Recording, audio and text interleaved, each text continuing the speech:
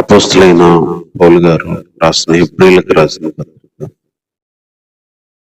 2వ అధ్యాయం 14వ వచనం చదువుకుందాం. కాబట్టి ఆ పిల్లలు రక్త మాంసం గలవారైనందున ఆ ప్రకారమే మరణం యొక్క బలము గలవానిని అనగా అపవాదిని మరణం ద్వారా నశింపచేయుటకు జీవితకాలం అంతా మరణ భయము చేత దాస్యమునకు లోబడిన వారిని విడిపించుటకు ఆయన కూడా రక్త మాంసములో పాలివాడై. చిన్న మాట ప్రార్థన చేసుకుంటాం.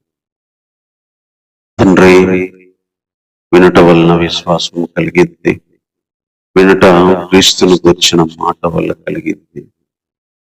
ప్రభా, నేను గుర్చిన మాటలు విన్నప్పుడు మా జీవితాలకు అవి ఎంతో ఫలాన్ని, విశ్వాసాన్ని, నమ్మకాన్ని, ఆదరణని కలిగిస్తాయి. ప్రభా, ఎక్కడ లేనంత నిరీక్షణ, ఎక్కడ లేనంత ప్రభా ఆత్మ సంబంధమైన శక్తి నీ మాటలకు ఉంది. ప్రభా, అక్షరాల్లో ఉన్న మాటల్ని ఆహారంగా ఆత్మరూపంలోకి మార్చి మా ఆత్మలోకి పంపించమని కోరుతూ, తద్వారా మేము ఆత్మ ద్వారా నిన్ను ఆరాధించడానికి, ఆత్మతో సత్యముతో ఆరాధించడానికి మా హృదయాలు సిద్ధపరచుకున్నట్లుగా మాకు సహాయపడమని ఈ ప్రార్థన మా రక్షకుడైన యేసుక్రీస్తు వారి నామములో ప్రార్థించి వేడుకుంటున్నాము తండ్రి. ఆమేన్. ఈ చదువుకున్న ఈ మాటల్లో కాబట్టి ఆ పిల్లలు రక్త మాంసము గలవారైనందున ఆయన కూడా రక్త మాంసముల్లో పాలివాడాయి. ఇక్కడ దేవుడు కొంతమంది పిల్లల గురించి చెప్తున్నాడు. ఆ పిల్లలంటే మరి భూమి మీద ఉన్న ఆయన ప్రజలు, ఆయన బిడ్డలు. ఆ పిల్లలు రక్తము మాంసం ఉంది కాబట్టి ఆయన కూడా రక్త మాంసములో పాలివాడాయి. ఈరోజు మనము యేసుక్రీస్తు వారిని ఎందుకు ఆరాధించాలి, మన హృదయాల్లో ఒక అత్యున్నతమైన స్థానాన్ని ఎందుకు ఇవ్వాలి అంటే, మనకు రక్త మాంసం ఉంది కాబట్టి, రక్తము మాంసంతో కూడిన శరీరం మనకుంది కాబట్టి ఆయన కూడా రక్తము మాంసము కలిగిన శరీరంలో పాలివాడయ్యాడు లేదా పార్ట్నర్ అయ్యాడు. మనకున్నట్టుగా రక్తాన్ని, శరీరాన్ని ఆయన కూడా ధరించుకున్నాడు. అందుకే ఆ పిల్లలు రక్త మాంసము కలవారైనందున ఆయన కూడా రక్త మాంసములో పాలివాడాడు. దేవునికి రక్త మాంసాలతో పని లేదు. దేవుడు ఆత్మస్వరూపి. దేవుణ్ణి పట్టుకోలేము, ముట్టుకోలేము. ఆత్మకు మరణం ఉండదు, చావు ఉండదు. దేవుడు యుగయుగాలు ఉండేవాడు. ఆయన ఆత్మస్వరూపి. శరీరం లేదు ఎప్పుడు దేవునికి. ఆది యందు ఆయన ఆత్మరూపంలోనే ఉన్నాడు, ఇప్పుడు ఆత్మరూపంలోనే ఉన్నాడు, యుగయుగాలు ఆత్మరూపంలోనే ఉంటాడు. కానీ మధ్యలో మన కోసము ఆయన శరీరాన్ని, అది కూడా రక్తము మాంసాన్ని ధరించుకోవాల్సి వచ్చింది. రక్తము మాంసములో పాలివాడయ్యాడు. ఇక్కడే మన దేవుని ప్రేమ అర్థం చేసుకోవచ్చు. ఆ పిల్లలు అంటే మనుషులకు తప్ప రక్త మాంసాలు ఎవరికి ఉండవు, పరలోకంలో ఉన్న వారికి ఉండవు. అలాంటిది దేవుడైన ఆ వ్యక్తి మనలాగా, మనకు రక్త మాంసం ఉంది కాబట్టి ఆయన కూడా రక్తాన్ని, మాంసాన్ని ధరించుకున్నాడు. రక్తాన్ని, మాంసాన్ని కలిగిన జీవితాన్ని 33.5 సంవత్సరాలు అనుభవించాడు. మనము, నీకేం తెలుసు దేవా, నువ్వు పరలోకంలో ఉన్నాం, మేము భూమి మీద ఉన్నాం, మేము పడే బాధ నీకేం తెలుసు, నువ్వు మాలాగా ఈ శరీరంతో, ఈ రక్తంతో ఉంటే తెలిసేది అని అనకుండా చేయడానికి నేను మీలాగే రక్తంతో మాంసంతో మీలాగే అదే లోకంలో మీరు తిన్న అదే ఆహారం, మీరు చేసిన అదే పనులతో, మీరుండిన అదే లోకము, అదే ఇంట్లో నేను బ్రతికాను అని చెప్పడానికి ఆయన ఎంత మాత్రము దేవదూతల స్వభావాన్ని ధరించుకోకుండా అబ్రహాము సంతాన స్వభావాన్ని ధరించుకున్నాడని చెప్పి 16వ వచనంలో చెప్తున్నాడు. దేవదూతలకు రక్త మాంసాలు ఉండవు, మనుషులకి రక్త మాంసాలు ఉండవు. అందుకనే 6వ వచనంలో చెప్తాడు, నీవు మనుషుల్ని జ్ఞాపకం చేసుకోవడానికి వాడు ఏ పాటి వాడు, నీవు నరపుత్రుని దర్శించడానికి వాడు ఏ పాటి వాడు. దేవదూతల కంటే వాణ్ణి కొంచెము తక్కువ వానిగా చేసేదివి, మహిమా ప్రభావాలతో వాని కిరీటము ధరింపజేస్తేవి, నీ చేతి పనులన్నిటి మీద వానికి అధికారం అనుగ్రహించేదివి, వాని పాదాల కింద సమస్తం ఉంచేదివి. ఈ సందర్భంలో వాడిన మాట ఏంటంటే, నువ్వు రక్త మాంసాలు ధరించుకోవడానికి నరపుత్రుడు ఏ పాటి వాడు, మనుష్యుడు ఏ పాటి వాడు, అసలు వాణ్ణి పోలిక నువ్వు ధరించడం ఏంటి? దేవదూతల కంటే కొంచెం తక్కువగానిగా చేసి మహిమా ప్రభావాలతో కిరీటం ఇచ్చి సమస్తం మీద అధికారం ఇచ్చి సమస్తం వాని పాదాల కింద ఉంచి నువ్వు వాన్ని జ్ఞాపకం చేసుకోవడానికి ఏ పాటి వాడు?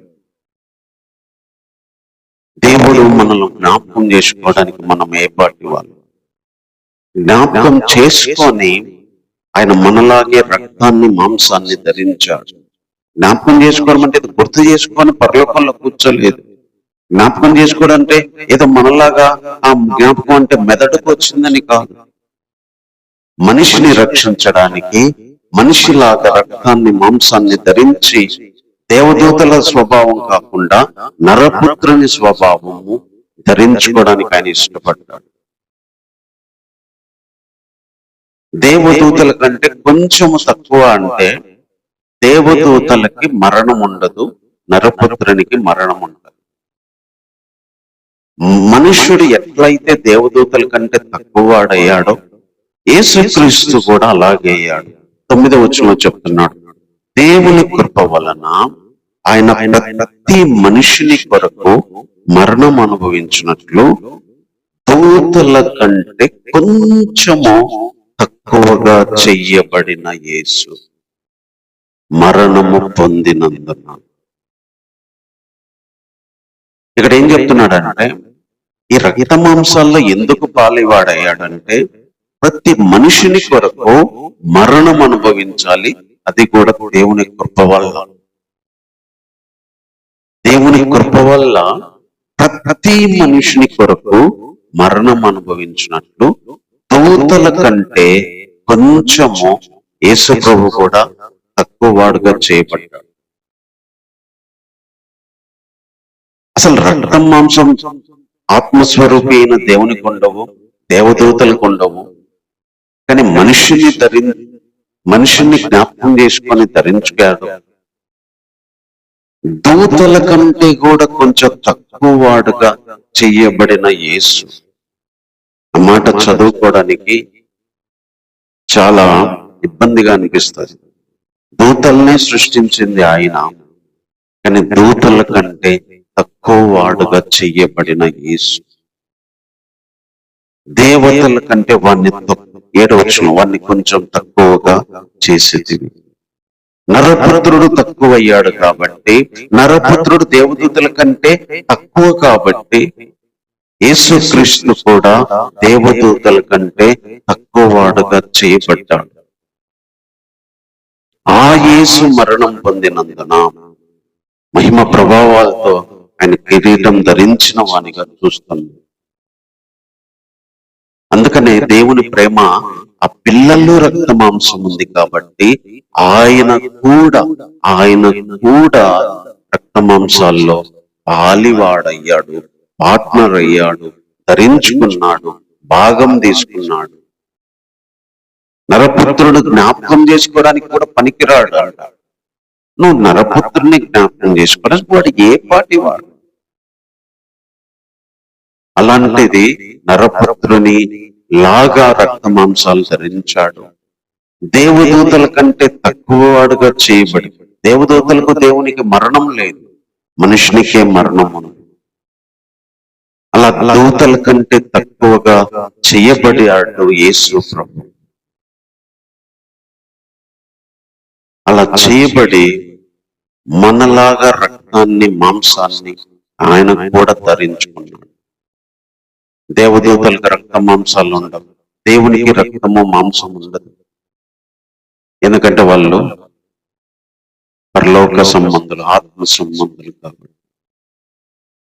రోజు అలాంటి నరపుత్రులమైన మనల్ని మన మీద ఆయన ప్రేమ చూపించి దేవదూతల్లాగా వాళ్ళ స్వభావం కాకుండా అబ్రహాము స్వభావాన్ని, నరపుత్రుల స్వభావాన్ని ధరించుకొని ఒక మనిషి మరణించినట్టుగా మరణించాడు.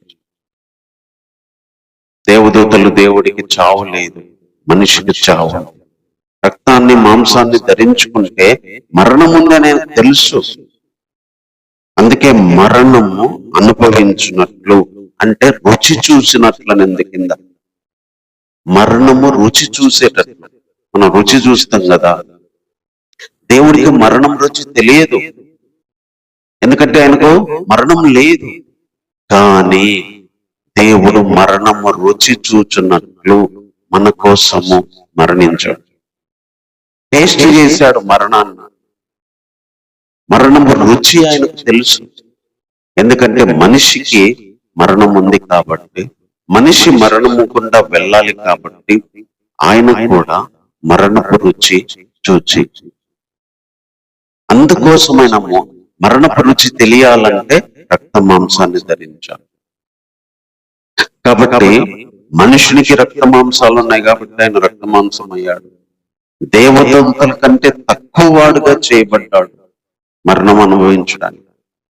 మరణపు రుచి ఆయనకు తెలియడానికి రక్త మాంసాల్లో పాలివాడు.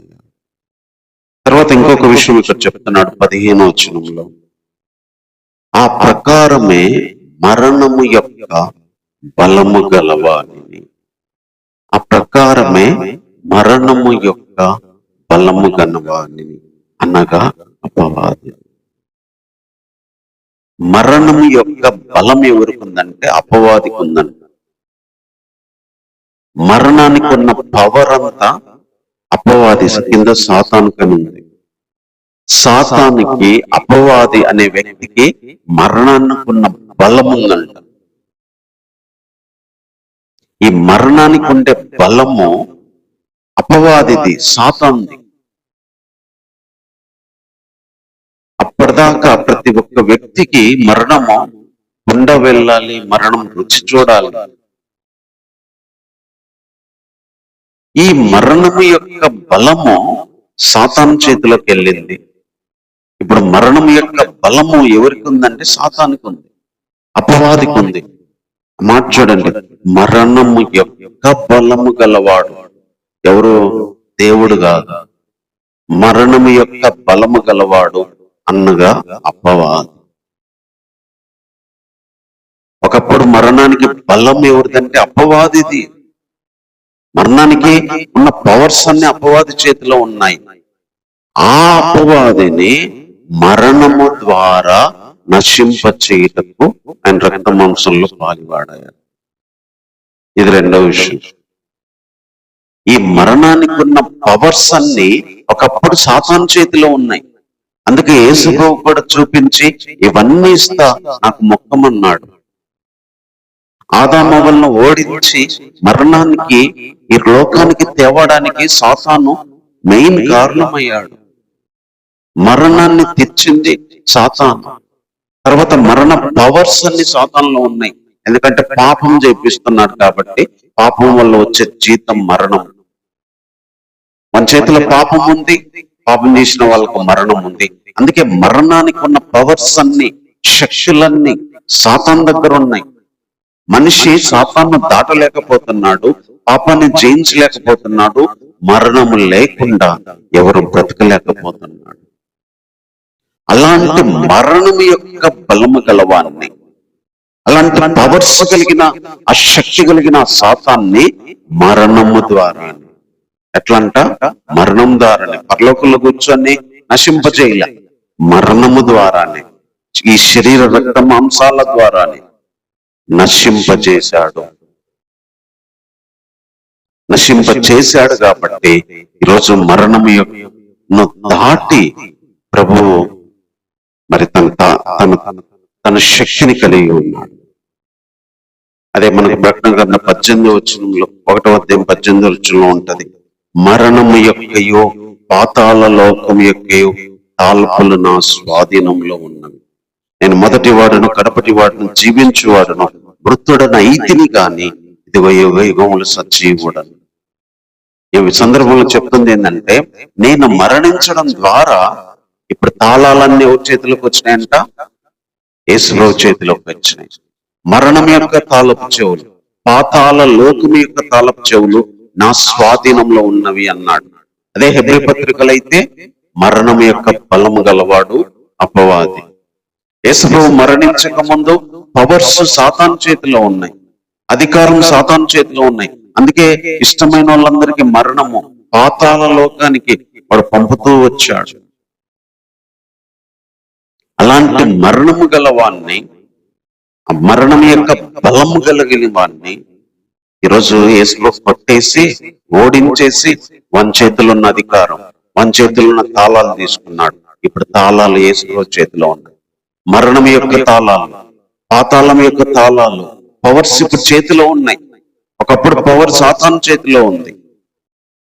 ఇది ఎక్కడ పరలోకంలో కూర్చొని చేయలేదు ప్రభు. ఆయన మనలాగే రక్త మాంసాన్ని ధరించుకొని తన రక్తము, తన శరీరం ద్వారా మరణాన్ని ఓడించి ఆ పవర్స్ అన్ని రోజు చేశాడు. ఆ పవర్స్ అన్ని మనకి ఇచ్చాడు. సాతాన్ని ఓడించాడు. సాతాను ఇప్పుడు కూరలు పీకేశాడు. సాతాను ఈ రోజు గర్జిస్తున్నాడు, కానీ ఎవరిని మరి పట్టుకొని ముక్కలు ముక్కలు చేసే కెపాసిటీ లేదు. ఎందుకంటే మనకి కూరలు పీకేశాడు. ఇప్పుడు పాములకి బలం వల్ల విషయము, కూరలు పీకేస్తే పాము కూడా ఏం చేయలేదు. అలాగే సాతానుకు బలం ఒకప్పుడు ఈ పాపము, ఈ మరణము. ఈరోజు యేసుప్రభు మరణం ద్వారా ఈ రక్తాన్ని, ఈ శరీరాన్ని ధరించుకొని మరణాన్ని ఓడించడం ద్వారా సాతాన్ని బలం లేని వాడిగా చేశాడు, నిరాయుధులుగా చేశాడు. జయోత్సవంతో ఆర్భాటంగా బయటికి తీసుకొచ్చి అందరి ముందు అవమానపరిచాడు సాతాన్ని. పౌలు గారు కూడా ఆ విషయాన్ని రాశాడు. ఈరోజు సాతాను ఓడిపోయాడు. సాతాను అధికారం, పవర్, శక్తి ఓడిపోయినాయి. ప్రభు యొక్క రక్తం ముందు, శిలువ ముందు అన్ని ఓడిపోయినాయి. ఎందుకంటే ఈ ప్రపంచ చరిత్రలో శరీరము, రక్తము ధరించిన ఏ వ్యక్తి కూడా మరణానికి వెళ్ళిన తర్వాత రాలేదు బయటికి. యేసు ఎప్పుడైతే ఆ మరణం నుంచి బయటకు వచ్చాడో మరణం యొక్క బలము ఆయన చేతిలోకి తీసేసుకున్నాడు. ఆ బలము గల వాడిని ఓడించడానికి ఆయన రక్త మాంసంలో పాలివాడాడు. ఫస్ట్ విషయం, నరపుత్రులమైన మనకు అదే రక్తం, శరీరం ఉంది కాబట్టి దానికోసం ఆయన రక్తాన్ని, శరీరాన్ని ధరించాడు. రెండవ విషయం, సాతానుకు ఆ బలము, మరణం యొక్క పవర్స్ ఉన్నాయి కాబట్టి వాటిని నశింపజేయడానికి ఆయన రక్త మాంసాన్ని ధరించాడు.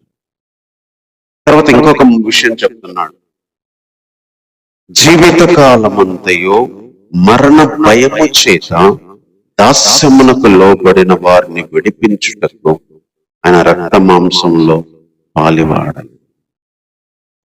జీవిత కాలం మొత్తము కూడా మరణ భయము చేత దాస్యమునకు లోబడిన వారిని విడిపించాలి అనే ఉద్దేశంతో ఆయన రక్త మాంసంలో పాలివాడాడు. ఈరోజు యేసుక్రీస్తు భూమి మీదకి రాకుండా, ఆయన శరీరాన్ని, రక్తాన్ని అర్పించకుండా ఉంటే మరణ భయం, జీవిత కాలం అంతా మరణ భయం. మరణ భయం అంటే ఈ మరణం కాదు, రెండవ మరణం ఉంది. 2 మరణాలు, 2 జీవాలు ఉన్నాయి. 2 జన్మలు, 2 మరణాలు ఉన్నాయి. ఒకటి లోకరీతిగా తల్లి గర్భంలోంచి పుట్టడం, రెండవది దేవునిలో పుట్టడం, ఆత్మములను. చావులు కూడా మరణాలు రెండు ఉన్నాయి. శరీర రీతిగా అందరు చచ్చిపోతారు, దేవుని నమ్మినా నమ్మకపోయినా. రెండవ మరణం ఉంది, అది అగ్నిగుండం. జీవ గ్రంథంలో పేరు లేని వాళ్ళే వేయబడతారు, అది రెండవ మరణం. ఆ మరణ భయం లేకుండా, అగ్నిగుండం అనే భయం లేకుండా, నరకం అనే భయం లేకుండా, రెండవ మరణం ఇలా ఇప్పట్లాగా 5 నిమిషాలు ప్రాణం పోయి హాయిగా ఉండేది కాదు. ఆ రెండవ మరణం ఎలాంటిదంటే యుగ యుగాలు అగ్ని ఆరదు, పురుగు చావదు అన్నాడు ప్రభు. అంటే రెండవ మరణము ఒక నిమిషంలో ప్రాణం పోయిన ఈ లోక మరణంతో లాగా ఉండేది కాదు. అది ఆ మరణం ఎలాంటిదంటే బ్రతికే ఉంటాం కానీ మరణించం. మరణం కావాలని కేకలేసిన మరణం దొరకదు. అలాంటి మరణము దాంట్లో నుంచి విడిపించాడు. మరణ భయము చేత. ఏ మరణానికి ఎవరు భయపడచ్చు, భయపడకపోవచ్చు. రెండో మరణం అగ్నిగుండం, నరకం, దాంట్లో నుంచి విడిపించడానికి ఆయన రక్తాన్ని, మాంసాన్ని ధరించి అందులో పాలు పొందాడు, అంటే తీసుకున్నాడు.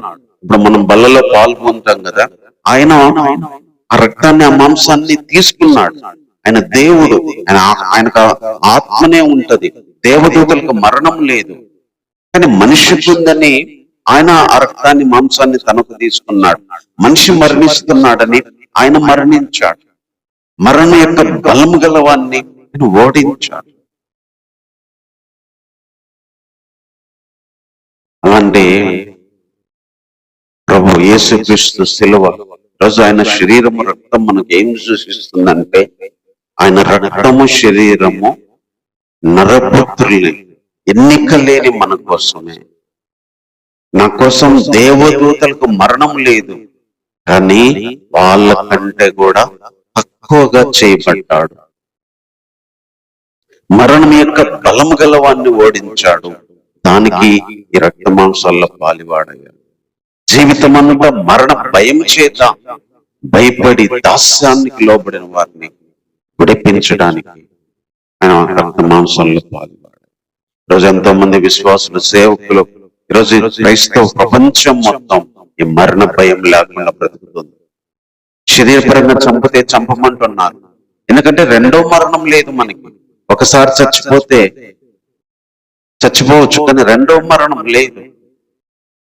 రెండవ మరణం అంటే భయము లేని జీవితాన్ని యేసుక్రీస్తు మనకిచ్చాడు. దానికోసము రక్షణకర్తను శ్రమల ద్వారా పంపించాడు. అదే 10వ వచనం చెప్తున్నాడు, ఎవని నిమిత్తం సమస్తం ఉన్నవో, ఎవని వల్ల సమస్తం కలుగుచున్నవో ఆయన అనేకులైన కుమారులను మహిమకు తెచ్చుచుండగా వారి రక్షణకర్తను శ్రమల ద్వారా సంపూర్ణునిగా చేయటం ఆయనకు తగును.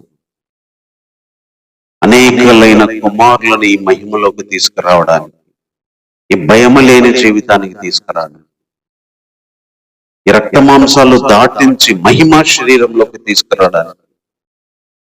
అందుకనే రక్త మాంసాలు దేవుని రాజ్యంలోకి వెళ్ళవన్నాడు, దేవుని రాజ్యాన్ని స్వతంత్రించుకోవన్నాడు. ఈ రక్త మాంసాలను దాటిన శరీరం ఇచ్చి దేవునితో ఉండడానికి, దేవుని మహిమతో ఉండడానికి ఆ రక్షణకర్త అయిన ప్రభువును శ్రమల ద్వారా తీసుకెళ్ళాడని, శ్రమల గుండా తీసుకెళ్ళాడని. అందుకే ప్రభు ఎన్నో శ్రమలు అనుభవించాడు. ఈ లోకంలో ఆయన ఎన్నో బాధలు అనుభవించాడు మన కోసం. తిడుతున్నా, కొడుతున్నా మౌనంగా వహించాడు. ఎందుకంటే నరపుత్రులైన మనల్ని ఆయన పరలోకానికి, మనలాగా ఆయన శరీరం, రక్తం ధరించుకొని ఆయనలాగా మరి శరీరం, రక్తం లేకుండా బ్రతకాలని. మళ్ళీ చెప్తున్నా ఈ మాట, మనలాగా ఆయన శరీరం, రక్తం ఎందుకు ధరించుకున్నాడంటే ఒకరోజు మనము ఆయనలాగా ఈ రక్తాన్ని, శరీరాన్ని ధరించుకోకుండా ఉండే ఆ జీవితాన్ని మనం పొందాలని. అందుకోసం మనలాగా వచ్చి మన శరీరాన్ని, రక్తాన్ని ధరించుకొని మనలాగా మరణించాడు. ఒకప్పుడు మనము ఆయనలాగా మరణించకుండా ఆయనలాగా ఆత్మ శరీరాన్ని మహిమ దేహాన్ని కలిగి ఈ రక్తంతో ఈ శరీరంతో పని లేకుండా దేవుని శరీరాన్ని పొంది దేవుని మహిమను పొంది మహిమ శరీరంతో దేవుని రాజ్యంలో ఉండడానికి ఫస్ట్ ఆయన మనలాగా మారాడు. తర్వాత రేపు రెండో రాకడలు వచ్చినప్పుడు ఆయనలాగా మనల్ని మారుస్తున్నాడు, ఆయనలాగా మనల్ని మార్చబోతున్నాడు. దానికోసం ఫస్ట్ ఆయన మనలాగా మారాడు. మనలాగా మారి పాపాన్ని మరణాన్ని మనము దేంట్లయితే చిక్కుబడ్డామో దాని నుంచి బయటికి తెచ్చి ఇప్పుడు ఆయన వెళ్ళాడు, రేపు వచ్చిన తర్వాత మనల్ని తీసుకెళ్తాడు. దీనికోసం ఆయన ఈ సిలువ శ్రమలు ఉండాలి. ఈరోజు మనం ఆయన శరీరాన్ని రక్తాన్ని గుర్తు చేసుకుంటున్నప్పుడు ఇదంతా చేసింది ఇగో ఇదే శరీరం, ఇదే రక్తం. కాబట్టి మాటలను బట్టి దేవుని ఆరాధన చేస్తూ ఆయన ప్రేమను తలపోద్దాం. ఆయన శరీరంలో రక్తంలో పాల్గొనే మనము గుర్తు చేసుకోవాల్సిందే. ఈరోజు ఈ రక్తం ఈ శరీరం ఇక్కడ ఎందుకున్నాయో తెలుసా? మనకు రక్తము శరీరం ఉంది కాబట్టి ఆయనకు రక్తము శరీరము ధరించుకున్నాడు. అందుకే ప్రవక్తలు చెప్తూ అన్నారు, నరపుత్రుని దర్శించడానికి వాడే పాటి వాడు, నువ్వు మనుషుల్ని జ్ఞాపకం చేసుకోవడానికి ఎవడు? దేవదూతలకు ఆశ్చర్యమైంది, నువ్వేందయ్యా మనుషుల్లాగా మారుతానంటున్నావు, మనుషుల్లాగా రక్తాన్ని శరీరాన్ని ధరించుకుంటానంటున్నావు. అసలు ఆ మనిషి ఎవడు? మట్టికి పోయేటోడు, 60-70 ఏళ్ళ జీవితం జీవించేవాడు. వాళ్ళ లోకానికి పోయి వాళ్ళలాగా మారుతానంటావు, వాళ్ళలాగా రక్తాన్ని మాంసాన్ని ఆ పిల్లలకున్న నీకు కలిగి ఉంటావని పరలోకంలో అనుకున్నారు. కానీ ఈరోజు నేను నన్ను జ్ఞాపకం చేసుకున్నాను, నీకు నాకున్నట్టుగా శరీరాన్ని రక్తాన్ని ధరించాడు ఆయన. ఒక మెట్టు ఇంకా కాస్త తగ్గించుకొని, దేవదూతలకు మరణం లేదు కానీ దేవదూతల కంటే కూడా కొంచెం తక్కువ వాడుగా చేయబడ్డాడు. ఎందుకంటే నరపుత్రుడు దేవదూతల కంటే కొంచెం తక్కువ. అది ఏ విషయంలో అంటే మరణ విషయంలో. ఈరోజు నీ కోసం నా కోసం ఆయన దేవదూతల కంటే కూడా తక్కువైన జీవితాన్ని ఎంచుకున్నాడు, కానీ దేవదూతల స్వభావాన్ని ఎంచుకోలేదు. దేవదూతల్లాగా ఆ శరీరాన్ని ఎంచుకోలేదు ఆయన, ఆ స్వభావాన్ని ఎంచుకోలేదు, ఆ నేచర్ తీసుకోలేదు. మనుష్య నేచర్ తీసుకున్నాడు, అబ్రహాము సంతాన స్వభావాన్ని తీసుకున్నాడు, మట్టి శరీరంతో పుట్టే ఈ స్వభావాన్ని తీసుకున్నాడు. అందుకే ఆ పిల్లలు, అందులో నేను కూడా, ఆ పిల్లలు రక్తమాంసం గలవారైనందున ఆయన కూడా అదే రక్తమాంసంలో పాలివాడాలి.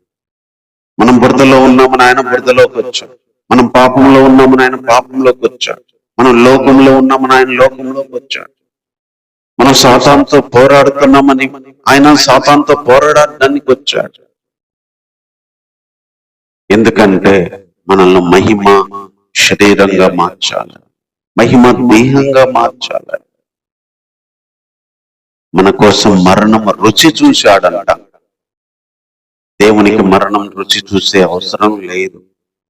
మనలాగా రక్తాన్ని మాంసాన్ని ధరించుకోబట్టి మరణపు రుచి ఆయన తెలిసింది, మరణపు రుచి ఆయన చూశాడు, టేస్ట్ చేశాడు మరణాన్ని. మళ్ళీ ఇప్పుడు మరణం నుంచి బయటికి వచ్చాడు. ఈరోజు అందుకే ఆయన మరణాన్ని ఎందుకు మనం ఇంత హైలైట్ చేస్తున్నామంటే, ఈ మరణం ఆయన రక్తం, ఆయన శరీరం, ఆయన ధరించుకోవడంలో ఉన్న ప్రాముఖ్యత ఇది. ఇదే రక్తం శరీరము. రక్తము ఆఖరి బొట్టు కార్చారు, శరీరాన్ని ఎంత కావాలంటే అంత కొట్టి హింసించారు. శరీరము రక్తాన్ని తీసేస్తే అయిపోతే నేను గెలుస్తాను అన్నాడు సాతాను. కానీ రక్తమంతా పోయిన, శరీరం అంతా గాయాలైన, మరణము యొక్క బలము గలవాన్ని ఓడించి ఈరోజు తాళపు చెవులు, మరణం యొక్క తాళపు చెవులు ప్రభు యొక్క ఆధీనంలోకి తీసుకున్నాడు. సాతానుకు నిజంగా తెలియదు, మరణిస్తే ప్రభువు మళ్ళీ బయటికి వస్తాడనే విషయం వానికి తెలియదు. తెలిస్తే వాడు సిలివేసేవాడు కాదు. బైబిల్లోనే ఉంది ఆ మాట. వాడికి తెలిస్తే ఆయన చంపేవాడు కాదు. చంపితే ఈ శరీరాన్ని, రక్తాన్ని నాశనం చేస్తే ఆయన పని అయిపోద్ది అనుకున్నాడు. కానీ అదే శరీరము, రక్తము గొప్ప విజయాన్ని ఇస్తుంది, మరణ భయాన్ని తీసివేసింది, మరణానికి ఉన్న పవర్స్, అధికారాన్ని, బలాన్ని తీసివేసిద్దని వానికి తెలియలేదు. తెలిస్తే సిలివేసే వాళ్ళు కాదు. మరణం బలము ఈరోజు కోరలు పీకేశాడు. సాతాను రక్తం ముందు ఓడిపోవాలి, గజగజ గజగజ కొట్టుకుంటాడు.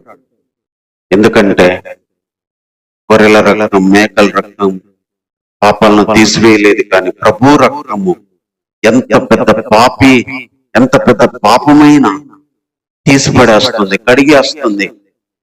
పాపం పోతే మరణం లేదు. అందుకే సాతాను ఓడిపోతున్నాడు. మరణ భయం లేదు, ఎందుకంటే పాపాలకు విరుగుడు వచ్చింది, రక్తం వచ్చింది. రక్తం వచ్చి ప్రతి పాపాన్ని యేసుక్రీస్తు రక్తం పవిత్రులుగా చేస్తుంది. సాతాను ఓడిపోయాడు, సాతాను వీక్ అయిపోయాడు. ఈరోజు మనం పాల్గొంటున్న ఈ శరీరం రక్తమే సాతాను బలాన్ని అంతమొందించింది. ఈ బలాన్ని అంతమొందించి విజయం ఇచ్చింది ఈ శరీరం, ఈ రక్తం. తెలుసా? ఏదో ఇది ప్రసాదమో లేదా ఇంకోటి కాదు. దాని విలువ మనకు తెలియాలనే యేసుబాబు వచ్చేంత వరకు కూడా దీన్ని జ్ఞాపకం చేసుకోవడానికి చేయమన్నాడు, గుర్తు చేసుకోవడానికి తెలియమన్నాడు. దాని విలువ మనకు ఎప్పుడు మర్చిపోకూడదని చేయమన్నాడు. దాని ద్వారా ఎన్ని మేళ్లు కలిగినాయో అది ఏ రోజు మీరు మర్చిపోకూడదని దాన్ని జ్ఞాపకం చేసుకోమన్నాడు. ఆయన మరణాన్ని, ఆయన శరీరాన్ని. ఈరోజు మనకు మరణ భయం లేదు, నరక భయం లేదు, రెండో మరణ భయం లేదు. ఈ రక్తమే, శరీరమే మనకు భయాన్ని తీసివేసింది.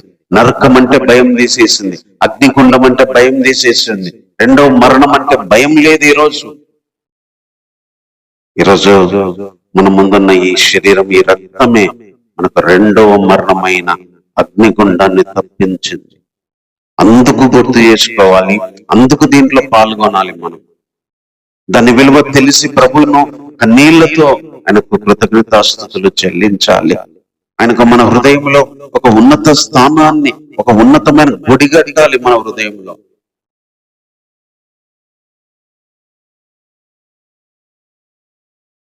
ఆ పిల్లలు రక్త మాంసం గలవారైనందున ఆయన కూడా రక్త మాంసం గలవాడే. మనం అయ్యి అలా ఉన్నాం కాబట్టి ఆయన మనలాగా మారాడు. మనం ఏ పాటి వారమంటే మనలాగా ఆయన మారడాలి. అందుకే దేవుని ప్రేమ ఎంత గొప్పదో, ఎంత గొప్పదో. మన కోసం ఆయన దేవదూతల కంటే కూడా తక్కువ వాడుగా చేయబడ్డాడు. మరణాన్ని రుచి చూచాడు. ఆ రుచి చూసిన మరణానికి సాదృశ్యమే ఆయన రక్తం, ఆయన శరీరం. ఈరోజు మనల్ని ఇక్కడ కూర్చోబెట్టింది, మనకు జీవితాన్ని ఇచ్చింది, దేవునిలో ఆనందాన్ని, రక్షణ ఇచ్చింది ఈ శరీరం, ఆయన రక్తం. కాబట్టి ఆరాధన చేసుకుంటూ, ప్రార్థన చేసుకుంటూ మన శరీరాన్ని, రక్తాన్ని మరి మనం గుర్తు చేసుకుని స్తుతిద్దాం. ప్రేమ కలిగిన తండ్రి, నీకు వందనాలు ప్రభువా. దేవునివి, ఆత్మస్వరూపివి, మరణం లేనివాడు. ఆ పిల్లలు ప్రభువా, అందులో నేను, మేము ఉన్నాం. దేవ, నాలాగా రక్త మాంసాన్ని ధరించుకున్నాం ప్రభువా. నా కోసం రక్తం కార్చావు, శరీరాన్ని అంతా ప్రభువా చంపుతున్నా, గాయపరుస్తున్నా, కొడుతున్నా. ఆ శరీరాన్ని అర్పించారు ప్రభు. మరణం ద్వారా వెళ్ళి, మరణం ద్వారానే మరణం బలము కలగవాన్ని ఓడించాలి. ఈరోజు ఈ మరణం మాకు భయం లేదంటే మీరు ఓడించి బయటికి రాబట్టి, ఒకరోజు నిన్ను నమ్మిన ప్రతి ఒక్కరిని మీరు బయటికి తీసుకొస్తానని ఒక వాగ్దానం ఇచ్చావు దేవా. నీ మరణం ఎంత గొప్పది ప్రభా. మరణ భయము జీవిత కాలమంతా దాస్యానికి లోబడి బ్రతుకుతున్న మాకు నీ మరణ భయం లేకుండా చేశావు దేవా. నా కోసం తక్కువ వాడుగా చేయబడ్డావు. నా కోసం మరణపు రుచి చూచావు తండ్రి. మరణపు రుచి, మరణం యొక్క ప్రభావాన్ని చూశారు ప్రభా. నీకు అవసరం లేదు నాయన, నువ్వు దేవుడివి, యుగయుగాలు జీవించేవాడు, ఆది అయిన అంతమైన నీకు లేదు. నీ సంవత్సరాలకు మితి లేదు, టైమింగ్ లేదు. ఈ శరీరంతో బ్రతికే మాకు సంవత్సరాలు, టయాలు, కాలాలు ప్రభా. అలాగా 33 సంవత్సరాలు ఈ రక్తము శరీరంతో మీరు ఈ లోకంలో బ్రతికారు. అందును బట్టి నీకు వందనాలు ప్రభా. మాలాగా మారినందుకై వందనాలు. మాలాంటి రక్తాన్ని, శరీరాన్ని ధరించుకున్నారు. మాలాగే మరణం గుండా వెళ్ళారు. బయటికి వచ్చి ఈ మరణం భయం తీసివేసి, ఈ మరణానికి ఉన్న ముళ్ళు వేరు చేసి మాకు ధైర్యం ఇచ్చారు ప్రభా. ఇవన్నీ పరలోకంలో కూర్చొని చేయలేదు, కానీ మాలాగా ఈ లోకానికి వచ్చి ఇదంతా మీరు జరిగించారు. అందును బట్టి హృదయపూర్వకంగా నేను స్తుతిస్తున్నాం ప్రభా. నీకు ఏమిచ్చి నీ రుణాన్ని మేము తీర్చగలం ప్రభా. మా హృదయంలో ఒక అత్యున్నతమైన సింహాసనం నీకు వేసి అందులో నిన్ను పూజించి ఆరాధించడానికి, నిన్ను మ్రొక్కి ప్రభా, నిన్ను పొగడ్డానికి, గుడిని ప్రభా, గుండెని గుడిగా మార్చుకోవడానికి, హృదయాన్ని ఆలయముగా చేసుకోవడానికి మీరు చూపించిన నీ కృపను బట్టి వందనాలు ప్రభా. నరపుత్రుడిని, మనుషుని జ్ఞాపకం చేసుకోవడానికి ఏ పాటి వాడు ప్రభా. మా మీద ఎంత ప్రేమ దేవ. మమ్మల్ని మహిమలోకి తీసుకురావడానికి రక్షణకర్త అయిన యేసును శ్రమల గుండా తీసుకెళ్లారు, అవమానాల గుండా తీసుకెళ్లారు ప్రభా. ఎంతో అపహాస్యముల గుండా తీసుకెళ్లారు, ఎంతో వేదన గుండా తీసుకెళ్లారు. మరణ వేదన భయంకరమైంది దేవా. ఆ వేదనంతా మా కోసం అనుభవించావు. అందుకే నీ శరీరాన్ని, రక్తాన్ని నేను వచ్చే వరకు జ్ఞాపకం చేసుకోవడానికి చేయమన్నావు ప్రభా. అదేదో భోజనం లాగా తీసుకోవద్దు, ప్రభు శరీరం అని వివేచించకుండా, ఆయన రక్తమని వివేచించకుండా, అదేదో ప్రసాదం అని అది తింటే ఏదో వచ్చిద్దని కాదు. అది ప్రభు శరీరం. దాని విలువ ఆత్మలో జరిగింది, దాని విలువ మనస్సులో తెలిసింది. అది అని గుర్తించి, గ్రహించి మేము అందులో పాల్గొనడానికి సహాయం చేయ ప్రభా. ఆ రోజు కొరింథీ సంఘస్థులు ప్రభు శరీరం అని తినక, వివేచించకుండా తిని తాగి శిక్షా విధికి గురయ్యారు, రోగులయ్యారు, బలహీనులయ్యారు. ఈరోజు ఎంతో మందికి దీని విలువ తెలియదు ప్రభా. దాని గురించిన అవగాహన రావట్లేదు. అదేదో ఒక మరి ప్రసాదం లాగా, లేకపోతే ఒకటి ఏదో మరి మేలు కలిగేదన్నట్టుగా భావిస్తున్నారు తప్ప రక్త మాంసానికి ఉన్న విలువ, అది ఎంత చేసిందో, అది ఎందుకు ధరించుకోవాల్సి వచ్చిందో, దాని ద్వారా ఎలా మీరు మరి ప్రభా మరణాన్ని ఓడించారు, సాతాన్ని ఓడించారు, దాని విలువ మేము తెలుసుకొని, ఈ రక్తమే నాకు ఇలా చేసింది, ఈ శరీరమే నన్ను ఇలా చేసింది, నాకు ఈ జీవితాన్ని ఇచ్చింది అని మేము గుర్తించి ఆ వివేచనతో, ఆ జ్ఞానంతో మేము పాల్గొనడానికి సహాయం చేయండి దేవా. ఇంతవరకు ఈ ఆరాధనలో సహాయం చేసినందుకు ఉన్నాను. నీ రక్తం, నీ శరీరం రోజు నల్లగొట్టబడి, విరవబడి ప్రభా మా కోసం వేలాడబడింది. అందును బట్టి నీకేమిచ్చి నీ రుణాన్ని తీర్చుకోలేము. కానీ ప్రభా, ఈ నామ దీన స్తుతి ఆరాధన ప్రార్థన మా రక్షకుడైన యేసుక్రీస్తు వారి నామములో సమర్పించి అడిగి వేడుకుంటున్నాము తండ్రి.